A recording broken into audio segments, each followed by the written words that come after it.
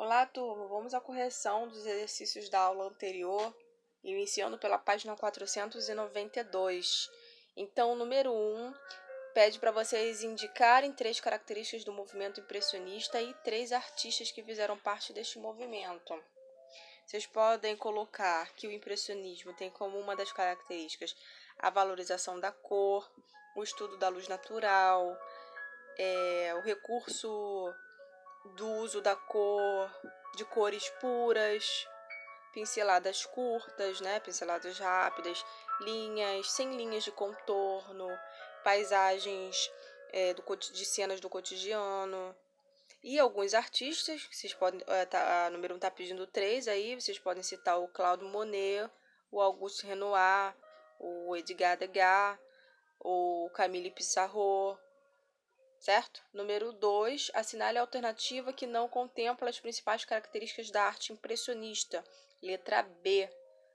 As obras impressionistas ressaltavam a subjetividade, opondo-se à objetividade da imagem. 3. Ao contrário da maioria dos demais estilos artísticos, o impressionismo tem ano e local de criação bem definidos.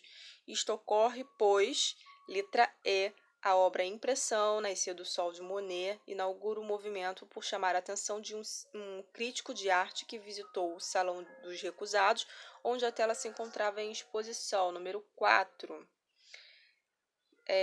Os resultados que caracterizam a pintura impressionista.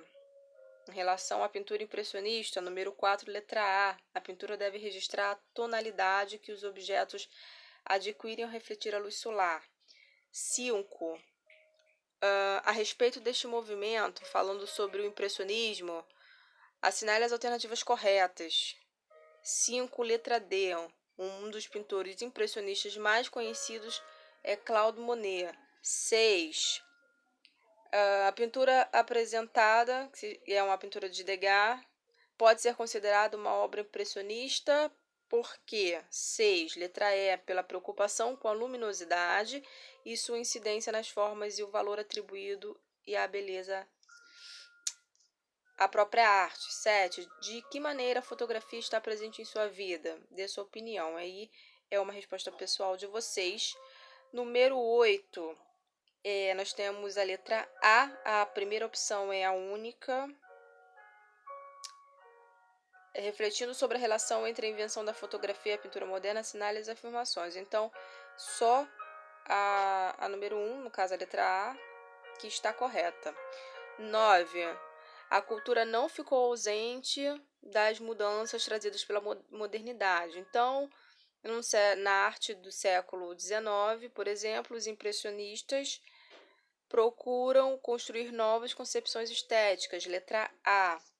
Número 10. Sobre o impressionismo, assinale a alternativa correta. Letra C. Com o advento da fotografia, o movimento impressionista teve que reinventar os modelos de pintura da época, tendo como grande nome Monet, Manet, Renoir, Degas. 11.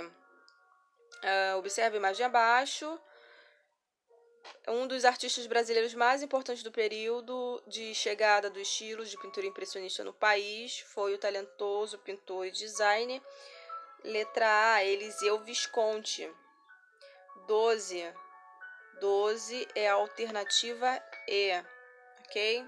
Somente as afirmativas 2, 3 e 4 são corretas.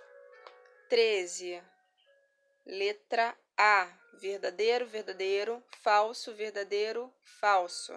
Letra A. 14 é uma resposta pessoal, ok? 15 é a letra B. As afirmativas 1 e 3 estão corretas.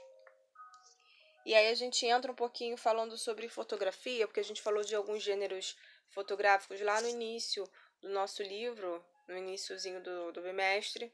E a história da fotografia, ela estuda a imagem produzida a partir de exposição de materiais fotossensíveis. Também estão incluídas as que foram captadas pelas lentes, né?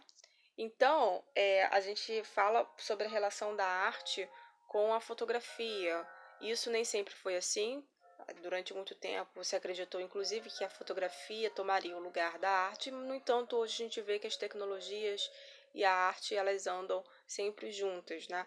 Então, a fotografia, ela se torna parte também de uma linguagem artística, dependendo do olhar do artista, dependendo do conceito, do que ele quer mostrar. E aí a gente tem alguns gêneros dentro da fotografia que não são propriamente ditos como gêneros artísticos, mas que possuem conceitos bem significativos para serem estudados. Aí a gente tem o fotojornalismo, né, que o fotojornalismo, dentro dele existem outros gêneros, que no caso tem a fotografia social, esportiva, cultural, a policial. E o fotojornalismo, uma das características, são imagens que não podem ser manipuladas, elas precisam ser bem objetivas e contar uma história parte da história com uma imagem. A imagem ela precisa impactar a ponto dela definir o que vai vir, né, escrito na imagem. A fotografia científica, que também tem lá no livro de vocês no início, é bastante usada como objetivo de divulgar resultados de pesquisas científicas. Então, ela é muito utilizada em diversas áreas, matemática, biologia, química. Então, a fotografia científica, ela nada mais é do que o registro fotográfico de temas muito pequenos, distantes, rápidos ou difíceis de serem enxergados a olho nu. Por exemplo, essas imagens que vocês estão vendo aí são imagens, fotografias tiradas a partir de um microscópio, né? Porque a gente não consegue ver isso a olho nu. E aí a gente tem a macrofotografia, também que está inserida dentro do contexto científico, porque é a capacidade também de registrar os fenômenos físicos, químicos e pequenos organismos, coisas que a gente também não consegue ver a olho nu. Aí a fotografia de moda, né, que é um gênero da fotografia também, é um tipo de foto que pode ser utilizada para propaganda, catálogo. E é fundamental que o fotógrafo entenda, né, o conceito da coleção, porque todo o desfile de moda, todo lançamento, existe um conceito por trás daquele tecido, por trás daquela cor, daquela estampa. Então, a pessoa que trabalha nesse ramo tem que estar atenta a tudo isso para poder pegar os bons ângulos, para poder focar no que de fato importa naquela coleção. Então, na fotografia de moda, a história ela é contada pela imagem, ela deve ser clara. Tá? As imagens de uma mesma coleção devem ser coesas, né, e precisas. E aí a gente tem a diferença entre fotografia profissional e fotografia amadora, para a gente fechar aqui, que também é conteúdo do nosso livro. A diferença, todo mundo pode tirar uma foto, né? Quando a gente faz uma fotografia, por mais que ela fique até bonita, mas ela é uma fotografia amadora.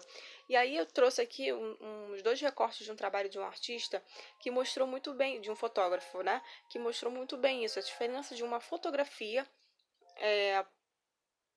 amadora e quando um profissional pega essa fotografia e a manipula ou ele mesmo registra a foto. E a gente tem essa diferença aí que a gente vê nitidamente, que só o que muda é a iluminação, o ângulo, o foco, o desfoco, beleza? Então, fotografia amadora e a fotografia profissional, a gente vê aí que a diferença é que o profissional ele consegue, além dele ter um olhar mais sensível em relação ao ângulo, ele se apropria também de técnicas que melhoram a fotografia e o seu resultado final.